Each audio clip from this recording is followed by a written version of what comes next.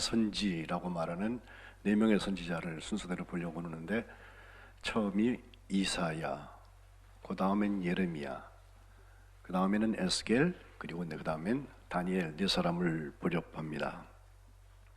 이사야라는 사람의 이름은 여호와, 야가 여호와거든요. 여호와가 구원하신다. 예수님의 이름 거기 야샤라는 말이 똑같이 들어가 있습니다. 그는 귀족 출신으로 예루살렘에서 나서 예루살렘에서 주로 살았는데, 그 아내와 사이에 아들이 둘이 나오는데요. 첫 번째 아들은 이사야 7장 3절에 그 이름이 나오는데 스알 야숲이라 했습니다. 스알 야숲이라는 말은 스알이라는 말이 남았다는 뜻이고요. 숲, 이게 슈브라는 동사, 돌아온다는 뜻이에요. 그래서 남은 자가 돌아온다, 이런 뜻을 가지고 있습니다. 스알 야숲. 그럼 둘째 아들은 8장 3절에 나오는데 이름이 길죠. 마헬살랄 하스바스라고 그랬는데요. 이건 마헬살란이라 하스바스나 뜻이 똑같은 말을 두 번 썼는데, 약탈이 빠르고 약탈이 신속해질 거다, 아주 졸지에 순식간에 노략당한다, 뭐 이런 뜻을 가지고 있어요. 첫째 아들 이름은 좋은 이름 같은데 둘째 아들 이름은 아주 그런 이름을 어떻게 아들한테 이름을 주지 생각할 만큼 뜻이 좋지 않은 그런 이름을 가지고 있습니다. 이사야가 한 일은 이 두 가지 속에 다 들어 있습니다. 두 번째 아들의 이름처럼 하나님의 진노와 멸망을 선포하면서, 그럼에도 하나님께서 구원하시는 분이기 때문에 자기 이름에 나오죠. 여호와가 구원하신다. 바로 스알 야숲, 남은 자가 돌아온다 라고 66장 전부를 요약해 볼 수가 있습니다. 오늘 본문을 보면 이사야 6장인데 6장 1절부터, 본문 6절부터 읽었지만 1절부터 앞에를 좀 보면 이사야가 하나님 앞에 부름받는 장면이 나옵니다. 이사야의 소명 체험에는 여러분 좌측에 보시면은 너희가 부르심의 한 소망이라고 그랬잖아요. 소망 안에서 부르심을 받았다고 그랬는데, 부르심 받는 것과 소망이 같이 가는 것을 금방 볼 수가 있습니다. 또한 그 부르심의 장면 속에 우리가 늘 가지고 있는 세 개의 중요한 단어, 꿈과 비전과 사명이 다 그 속에 들어가 있는 것을 볼 수 있습니다. 그는 자기의 이름처럼 하나님께서 구원하신다는 것에 대한 꿈, 그리고 아수르가 조금 세지니까 아수르에 붙어먹겠다는 사람, 또 반대로 아수르 반대편을 세게 해가지고서는 아수르랑 싸우자고 하는 사람, 세상 권력에 정신 팔려 있는 사람들에게 아니요, 구원은 하나님께 있습니다, 그 얘기하고 있는 거예요. 하나님의 마음을 헤아리는 사람, 하나님의 꿈을 가지고 있는 사람은 세상 사람들의 영광보다 하나님의 영광이 더 소중합니다. 우리를 인하여서 하나님께 누가 되면 어떡하나, 하나님이 언제 어디서나 우리를 보고 계신데 하나님 앞에 서 있는 꼬람데오, 하나님 앞에 서 있는 내가 두렵고 떨리는 마음으로 우리의 구원을 이루기 위하여서 순간순간을 같이 걸어가는 것을 볼 수가 있습니다. 6장 1절에 보니까 우시야 왕이 죽던 해에 내가 본즉이라는 말이 나오거든요. 내가 봤다는 거예요. 근데 그것은 자기가 노력을 해서 본 게 아니라 하나님이 보여주셔서 보는 것입니다. 이것이 비전입니다.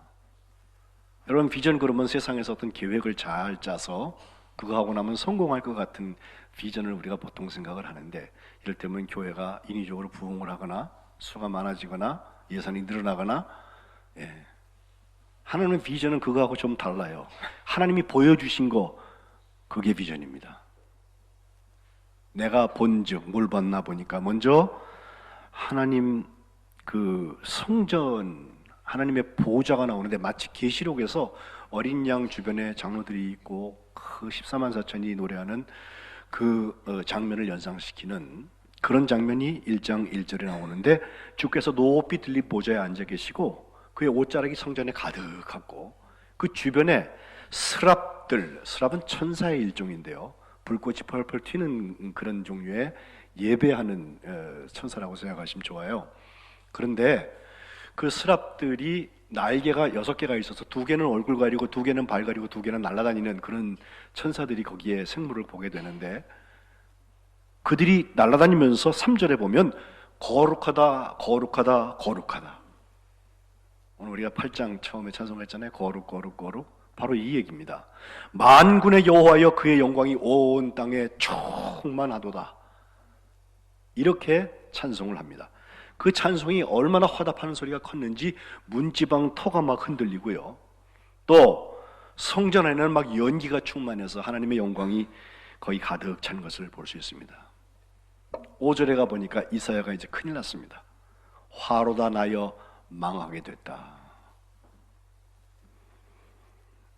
우리가 예배하는 자리에서 하나님의 임재가 있어서 여러분 그게 안 보이니까 그냥 편안하게 앉아 계시기도 하고 졸기도 하고 그러시는데, 예? 지금 이 장면을 우리가 이 예배에서 여러분 한번 재현한다고 생각해 보세요. 제가 인위적으로 만드는 게 아니라 하나님이 오셔서 그런 일을 막 수랍이 날아다녀 지금. 예? 이사야보다 더 두려워서 아마 기절할지도 몰라요. 예. 화로다 나여 망하게 되었도다. 그러면서 가장 먼저 이사야가 자기를 돌아보면서 한 얘기는 나는 입술이 부정한 자다. 또 입술이 부정한 백성 중에 거주하면서 만군의 여호와이신 왕을 배웠다. 이렇게 탄식하고 있습니다. 비전의 사람, 하나님께서 보여주신 것을 본 사람은 자기 입술이 부정한 것을 인정하고 고백하는 것입니다. 우리는 매일 막말 대잔치를 봐요. 뉴스만 틀면 상상도 못하는 얘기들이 나와요. 어떻게 저렇게 말할 수 있을까? 막말 경진대회 하는 것 같아요. 독일의 철학자 마틴 하이데거가 언어, die Sprache ist das Haus des Seins. 존재의 집이라고 그랬어요, 말은. 근데 그 말 속에 그게 무슨 어떤 전략적으로 남을 공격하기 위해서 쓰는 말인지는 모르겠는데 부정한 말들이 있어요. 아무 말이나 해대는 입술이 부정한 백성 중에 거주하면서 내가 하나님을 만났다니 두렵고 떨리는 마음에 화로다 나여 망하게 됐다. 이것이 5절에 나오는 이사야의 탄식입니다. 거기에 이어서 오늘 6절부터 제가 말씀을 읽었습니다. 바로 그때 그 날아다니던 스랍 하나가 재단에서부터 젓가락으로 핀숯 하나를 싹 들고 날라와가지고선 이사야의 입에다 갖다 대는 거예요. 그러면서 7절에 보니까 봐라 이것이 내 입에 닿았으니 내 악이 제하여졌다 내 죄가 사하여졌느니라 선언합니다. 부정한 입술이 발견되고 내가 언어 행실이 좋지 않다. 또 좋지 않은 언어 행실 속에서 나의 생각과 존재를 매일 섞어가고 있다고 하는 그 안타까운 탄식 속에서 끝나면 그건 소망이 아닙니다. 바로 그 자리에 제단 숯불 하나님의 말씀이 우리에게 와서 그 자리를 태우는 거예요. 생명은 태울지언정 썩히지 않는다는 말이 있어요. 제단에서 핀숯을 입술에 대면서 악을 제거하고 죄를 용서하는 거라면, 내 죄가 용서함을 받는 거라면 거기에 소망이 있습니다. 비전은 보고 끝나는 게 아니라 나의 죄가 씻음 받는 거예요. 태움 받는 거예요. 한국교회가 여기까지는 열심히 했습니다. 죄 용서 받으세요. 죄 용서 받으세요. 주님의 십자가 보혈로 씻음 받으세요. 성령이 불로 태우실 거예요. 그땐 그런 줄 알았어요. 근데 이사야가 우리에게 주고 있는 또 하나의 연결점이 있는데 그것은 바로 8절에 나오는 사명의 이야기예요.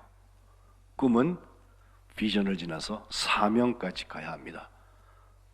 바로 그때 하나님께서 음성으로 말씀해 주시는데 내가 누구를 보내며 누가 우리를 위하여 갈까? 그때 이사야는 내가 여기 있나이다 나를 보내소서라고 결단하여서 응답합니다. 소망의 사람은 주님의 마음을 헤아려서 꿈을 꾸고 주님의 음성에 민감한 사람, 그래서 결심할 수 있는 용기의 사람이 소망의 사람입니다. 소망의 사람은 바로 응답합니다. 저요, 제가 여기 있습니다. 저를 보내주세요. 언제 갈래? 몰라요. 아직. 어디로 가나? 몰라요. 어떻게 가나? 그것도 몰라요. 왜 가나? 몰라요. 다만 누가 나를 위하여 갈고? 말씀하실 때 제가 여기 있나이다, 저를 보내줬어라고 응답하는 것이 이사야입니다. 주님은 이렇게 준비된 사람을 보내시고 이런 사람을 통해서 말씀하십니다. 제가 곧 성민교회 온 지 3년이 되는데 3년 동안 제가 이렇게 같이 목회하면서 우리 교우들이 참 좋은 분들인데 뭘 하나 해보려고 그러면요 언뜻 나서지 않아요. 예. 가운데 있으면은 중간은 간다 뭐 이거죠. 예. 근데 그렇게 해서 언제 소망을 이룰 수 있을까? 혹시 주님이 주시는 기회를 놓치고 있는 건 아닌가? 주님이 나를 따라와라고 누가복음 9장에 사람들한테 얘기하셨을 때 어떤 사람이 아버지가 돌아가 있으나 아버지 장사하고 그러고 다음에 올게요 라고 허락해달라고 그랬더니 주님께서 죽은 자들로 자기의 죽은 자들을 장사하게 하고 너는 가서 하나님 나라를 선포해라.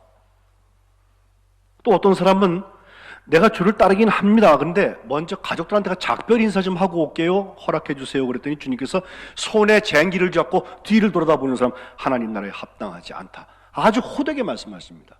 아버지 장례도 못해 가족하고 인사도 못해 오라 그러면 가야 되는 게 주님의 부르심이에요.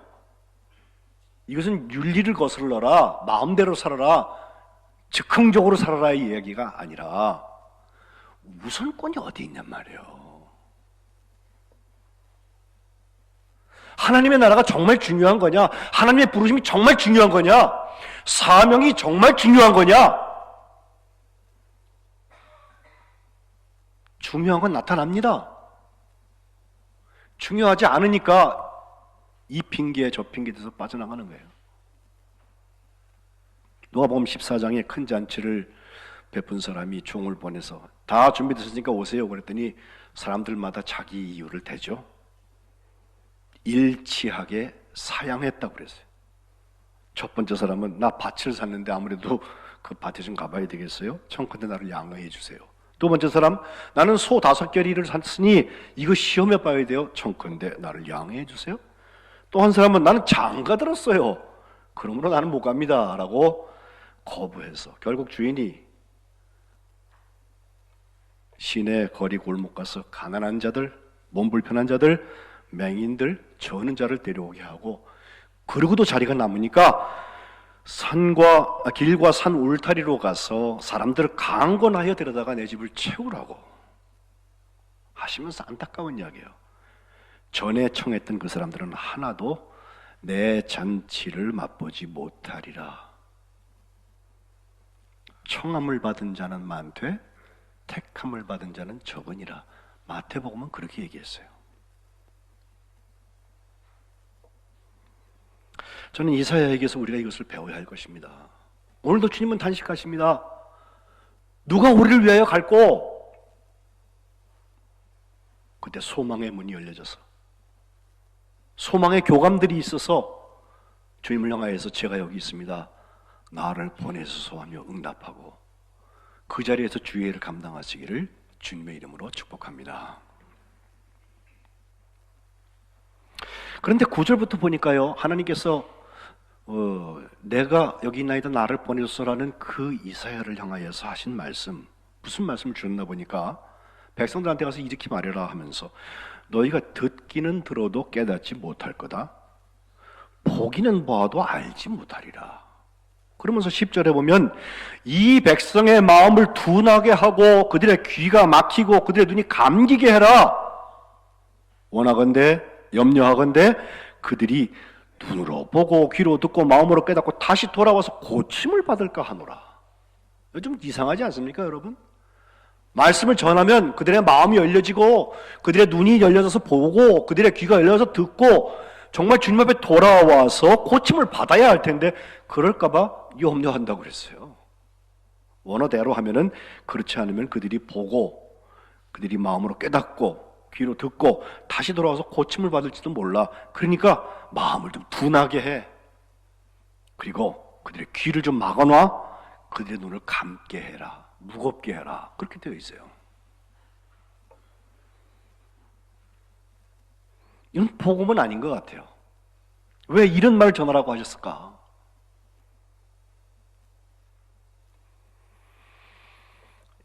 이사야 선지를 신약 성경에 무려 21번이나 인용을 하고 있어서 이사야 선지 말고 다른 모든 선지의 인용 숫자보다 이사야 선지자 한 사람께 훨씬 더 많아요. 그런데 그중에서 예수님께서 이 말씀을 2번 인용하세요. 한 번은 마태복음 13장에 4가지 땅이 있는데 거기에 씨가 떨어졌을 때 어떤 일이 일어나는가 말씀하시면서 처음에 길가 새가 쪼아 먹어버려. 돌짝밭 싹이 나긴 하는데 흙이 얕아가지고선 다 타버려. 해만 보면. 세 번째 가시밭 자라나려고 그러다가 가시가 기운을 막아서 역시 죽어버려. 좋은 땅에 떨어져야 100배, 60배, 30배의 결실을 얻는다. 이런 말씀을 주님께서 하셨거든요. 그러면서 귀 있는 자는 들으라 라고 말씀하세요. 그런데 13장 13절에 그러므로 내가 그들에게 비유로 말하는 것은 그들이 보아도 보지 못하고 들어도 듣지 못하며 깨닫지 못함이니라 말씀하시면서 14절에 이사야의 예언이 그들에게 이루어졌다. 이사야가 한 말, 너희가 듣기는 들어도 깨닫지 못할 것이요 보기는 보아도 알지 못하리라. 이 백성들의 마음이 완악하여져서 그 귀는 듣기에 둔하고 눈은 감았으니 이는 눈으로 보고 귀로 듣고 마음으로 깨달아서 돌이켜 내게 고침을 받을까 두려워함이니라 하였느니라 하시면서 그러나 너희 눈은 봄으로 너희 귀는 들음으로 복이 있도다 라고 제자들에게 말씀하세요. 무슨 차이일까요? 사실 4종류의 땅에 씨앗이 떨어졌던 이야기는 무리들이 다 들었어요. 주님께서 제자들만 불러놓고 너희 눈은 보고 너희 귀가 들은 것이 복이 있다라고 말씀하세요. 무리와 제자를 구분하시는 것입니다. 소망은 무리한테 있을 것 같지만 그렇지 않습니다. 소망은 제자들에게 있습니다. 똑같은 말씀을 듣고도 꿈과 비전과 사명을 일궈내는 사람이 있고 아무리 말해도 눈앞의 이익만 쫓아가는 사람이 있어요. 확증 편향이 있어서 선별화해서 자기 듣기 좋은 소리만 듣는 거죠. 그리고 재생산하는 거죠. 그러니 막말잔치 속에 살 수밖에 없어요.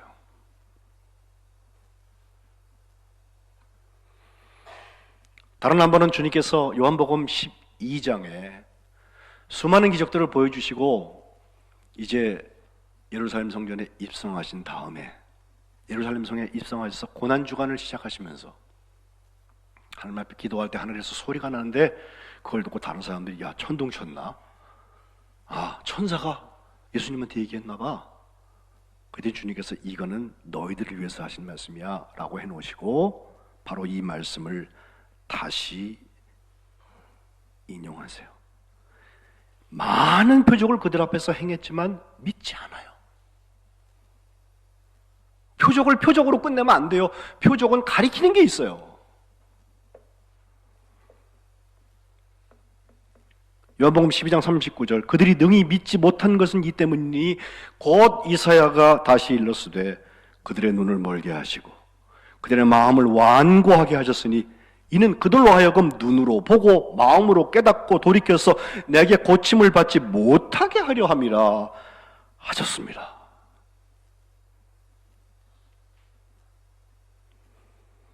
물론 관리 중에도 그를 믿는 자가 많이 있었지만 바리새인들 때문에 드러나게 말하지 못한 것은 출교당할까 두려워했다고 그랬어요. 43절 그 사람들은 사람의 영광을 하나님의 영광보다 더 사랑했다.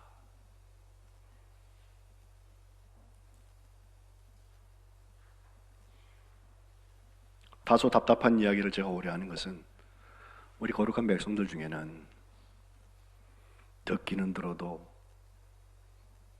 보기는 보아도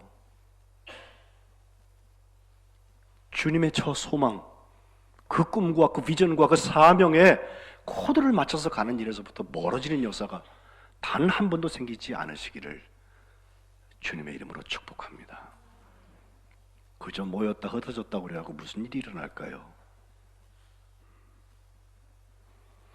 11절에 보니까 이사야가 다시 묻습니다. 주여, 어느 때까지 그런 일이 일어나야 됩니까? 라고 했더니 주님의 대답은 성읍들은 황폐하여서 주민이 다 없어져 버리고 가옥들에는 사람들이 없고 이 토지가 아주 황폐해지고 하나님께서 이 사람들을 멀리 옮기셔서, 이건 바벨론의 포로로 잡혀가는 것을 대체로 예언한 것 같은데, 이 땅 가운데 황폐한 곳이 많을 때까지 그렇게 해야 된다.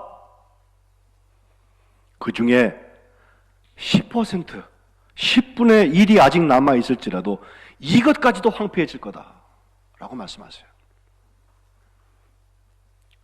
실제로 이사야의 예언 후에 한 100년쯤 지나서 BC 586년에 바벨론의 공격을 받아서 예루살렘 성은 함락되고 바벨론까지 포로돼서 끌려가잖아요. 거기서 70년 동안 더욱 황폐해지잖아요. 우리가 일제 35년, 36년인데 대체로 만으로 세보니까 35년이더라고요. 35년 동안 우리가 그렇게 수탈당하고 우리 땅에 살고 있으면서도 참 힘들었는데, 이거는 포로로 잡혀가서 살아요. 그것에 우리가 경험한 것이 2배의 시간을 거기서 살아야 돼. 황폐하기 그지없죠.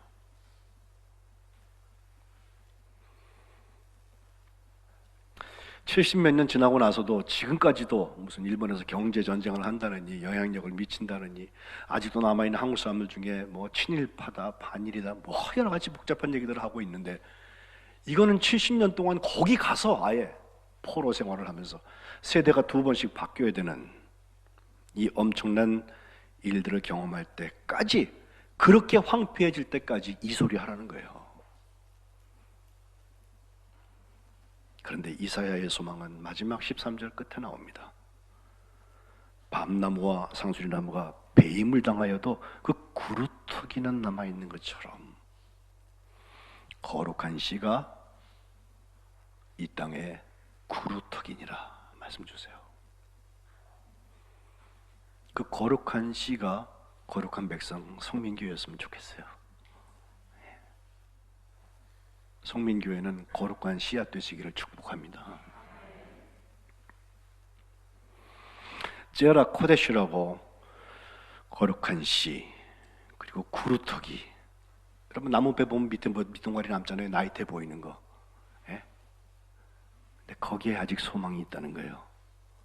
여기서 남은 자의 이야기가 나와요.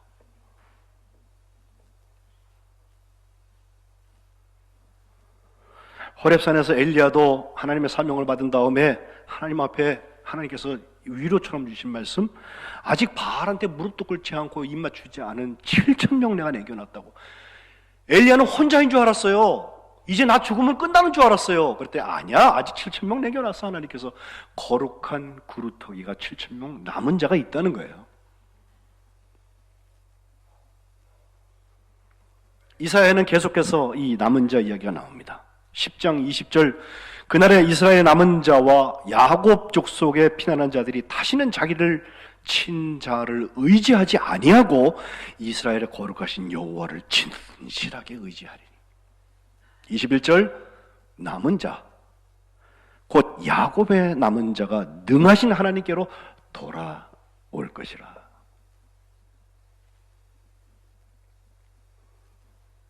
이사야 11장 12절에 그날에 주께서 다시 그의 손을 펴사 그의 남은 백성을 여러 나라에서부터 돌아오게 하실 거다 하면서 16절, 그의 남아있는 백성 곧 아수르에서 남은 자들을 위하여서 큰 길이 있게 하시되 이스라엘이 애굽 땅에서 나오던 날과 똑같게 하시겠다. 출애굽과 같이 돌아오는 회복을 하나님께 준비하셨다는 거예요. 이 남은 자의 이야기는 이사야의 후반부, 우리가 제2 이사야라고 40장부터 66장까지 27장을 늘 여기 구분해 왔는데, 거기 가면은 메시아 우리 예수님 얘기가 예언되어 있어요. 그분이 어떻게 나셔서 어떤 사역을 하실 것이고 어떻게 고난받으시고 죽으시는 이야기, 그리고 다시 오실 예수님에 대한 예언까지 그 두 번째 뒷부분 이사야에 들어 있습니다. 저는 이사야의 이야기 속에 특별히 남은 자와 메시아를 연결시켜서 노래 이야기 하나 하고 오늘 말씀 마치려 합니다. 남은 자는 이런 소망의 노래를 하는 거예요. 아니마민이라는 말이 있어요. 이게 I believe, 영어로 나는 믿는다라는 뜻입니다. 유대인들이 명절 지키는데 6월절 명절이 크잖아요. 지난주에도 우리 히스기야가 6월절을 다시 회복시키는 일을 했다고 그랬는데 6월절이 다가오면 지금도 이스라엘 백성들이 6월절 잔치를 하면서 아주 인상 깊은 아니 마민, 나는 믿는다라고 하는 노래를 부른다고 그래요. 제가 지금 금요일마다 사도신경 강해하면서 같이 기도하거든요. 금요일 와보세요. 크레도, I believe, 아니 마민 다 같은 뜻인데 히브리 말로 거기 그 영가인데요. 거기에 가사가 이렇게 되어 있어요. 우리는 구세주가 오시리라는 사실을 알고 있다. 그러나 그는 조금 늦게 오신다. 그래서 우리가 죽고 절망 앞에 부딪힌다. 왜 이렇게 슬픈 노래를 만들었을까? 이 노래는 독일의 나치 정부가 유대인들을 잡아서 가슴에 다윗의 뼈를 달고 가스실에 집어넣어서 죽이던 그 수용소에서 생겨졌기 때문에 가사가 이렇게 돼 있어요. 우리는 메시아, 곧 구세주가 우리에게 오신다는 건 알고 있다. 그러나 조금 늦어지신다. 그래서 우리가 죽는다. 이 절망 속에 부딪히고 있다. 그런데 수용소에 한 젊은 유대인 외과 의사가 있었습니다. 그는 연날처럼 수용소에서 작업장에 가서 노동을 하다가 바닥에 떨어져 있는 유리 조각 하나를 발견합니다. 그 깨어진 유리 조각을 발견한 그는 하늘을 바라보면서 문득 감시하고 있는 자기 독일군들을, 그 사람들의 눈을 피해서 그 유리 조각을 주머니에다가 집어넣습니다. 하루 일과가 끝나고 감방으로 돌아오면서 그는 결심합니다. 나는 다시는 아니 마민 그 노래를 그렇게 부르지 않겠다. 가사를 바꾸어 부르기로 결심합니다. 독백처럼 만들어 보았습니다. 우리는 구세주가 약속하신 대로 오신다는 사실을 알고 있다. 사람들은 그가 늦게 오신다고 불평한다. 하지만 아니다. 사실은 우리가 너무 조급해 할 따름이다.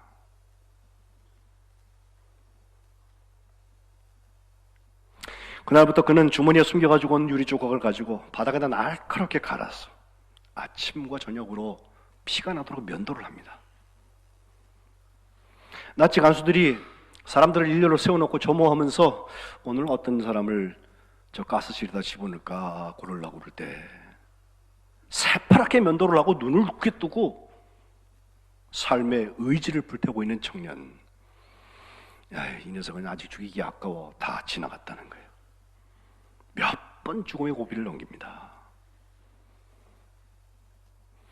감옥 안에 있는 동안에 그에게 지급된 몇 장의 종이 휴지 조각에 조그만 비망록을 만들었는데 나중에 해방돼서 극적으로 살아남은 생존자 가운데 한 사람으로 나올 때 그의 일기장을 세상에 공개했습니다. 이런 글귀가 있었다고 그래요. 고통 속에서 죽음을 택하는 것은 가장 쉽고 가장 나태한 방법이다. 죽음은 그렇게 서두를 게 못 된다.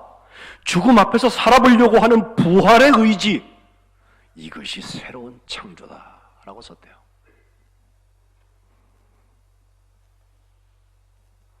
제가 한때 그분의 책을 아주 좋아서 많이 읽었어요.